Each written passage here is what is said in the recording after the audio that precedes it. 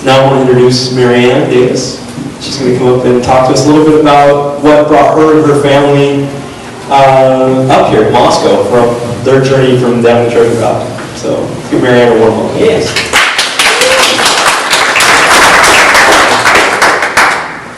So hi, I'm Marianne, and I tell you, when Mary asked me to talk to you today, I knew it was actually God who was asking me to talk to you through Mary, because God will usually ask me to do something that's completely opposite of what I want to do. So I'm a diehard introvert. It's really hard for me to share anything with people I don't know, but I feel like God is wanting me to tell you a little bit about how we ended up here.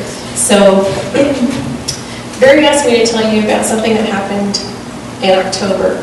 And over the years, I've grown to listen to God's voice. After being in the Word, you get to know who He is. You start relying on Him. You get to really go into conversations with Him. Lord, what do I do? And you hear His voice. But sometimes He will tell you to do things that you just say, no way. No way, Lord. So we are called to carry a cross. And what that means, really, to me, is that we're called to put God's will on our shoulders, and it's heavy. And sometimes we struggle, because what it also means is that we have to put down what we want and do what God wants us to do. So when Barry asked me to talk to you, I really struggled with it.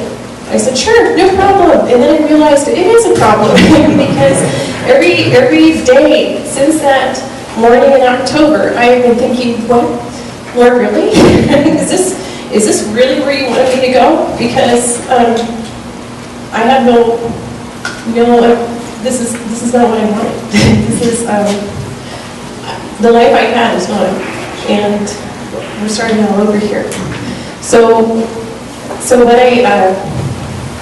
what I did back in October is that I was working for HP as a consultant for Hewlett-Packard. I worked out of my home office. Everything was cushy-cozy. I've been working there for 13 years. I knew everybody, except it was in my home office. So I talked with people over the phone, through the computer. I really didn't leave the house, but I got a lot of work done. And it was an October day when my husband, Steve, and Mac, and Emily were on a trip to Washington, D.C., and I just dropped off the kids, and I got a cup of coffee, was in my sweat, sat down at the computer, and logged on for another day at HP. And I was a social media business analyst, so my responsibility was to see if the enterprise businesses were reaching the customers that they wanted with their messaging. So that was my job, a lot of data crunching. And I sat down and logged on, and I just realized as I was looking at all of the tweets and the blogs coming in, Lord, this has no meaning to me. I love the paychecks. But this has no meaning to me. I was spending 60 hours, 70 hours sometimes doing this for what? And I felt like God was saying to me, time is running out. Time is running out, and time is precious. And on that day, I heard God say, your time at HP is ended. And yeah, woo, cool, yeah, awesome. He said, no, Marianne, time's up.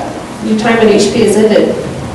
Okay, I was thinking about my discussion with Steve. We talked about me quitting, but we talked maybe 3 years down the road after we got Emily through college, after we had saved up 6 months worth of savings, do the Dave Ramsey model, and God said, no, it's today.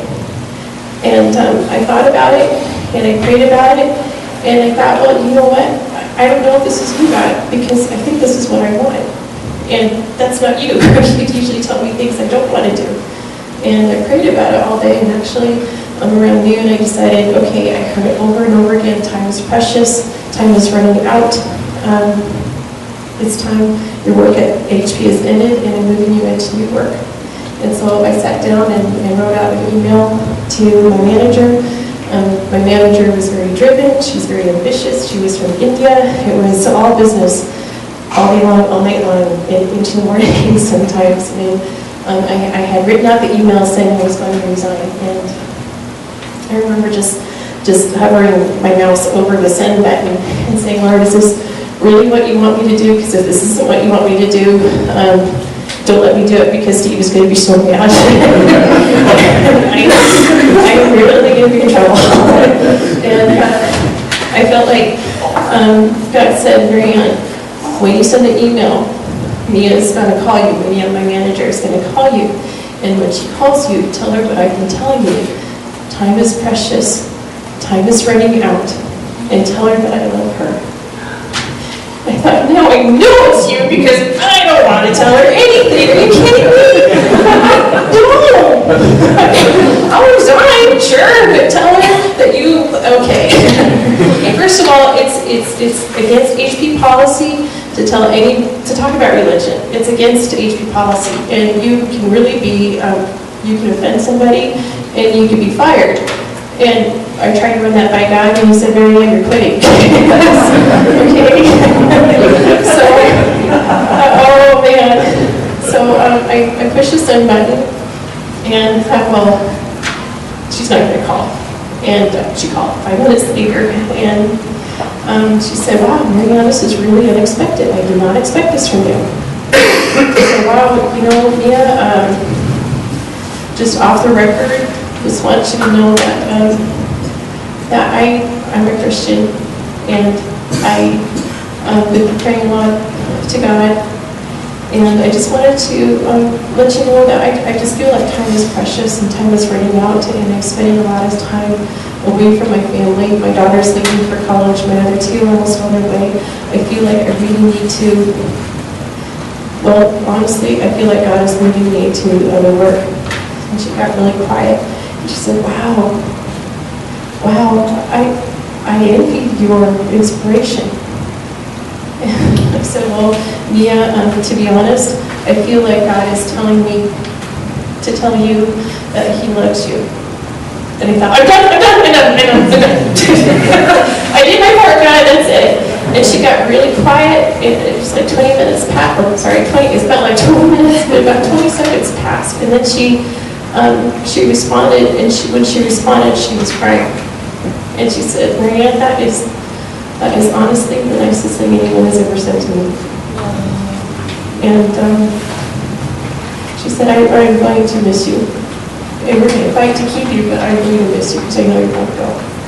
And so I knew at that point that God was serious, that he really wanted to move us outside of Nampa. I didn't know at the time he wanted to move us outside of Nampa, but I knew he had wanted to move us into New York. And it wasn't bad when Steve came home.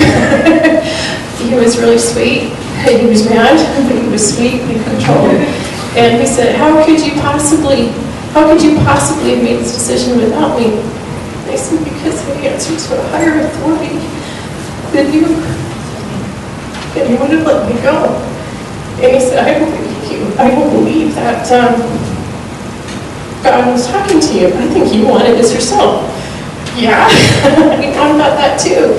And then that was Friday I quit. Saturday Steve came home, and Sunday we went to church, and Pastor Jim said at church that the Israelites, when they were in Israel, they were a slave in a nice place. They were a slave in Egypt. They had to work hard. They weren't free. They weren't free, but they were comfortable in their location. And God was calling them out into the wilderness. And Steve realized at that point that God was calling us out into wilderness to walk out on faith, to move out into new work for him. That we're not supposed to live inside our comfort zone. That we are supposed to reach out, whether we like it or not, because it messes with our lives. And listen to God's voice and tell people that he loves them.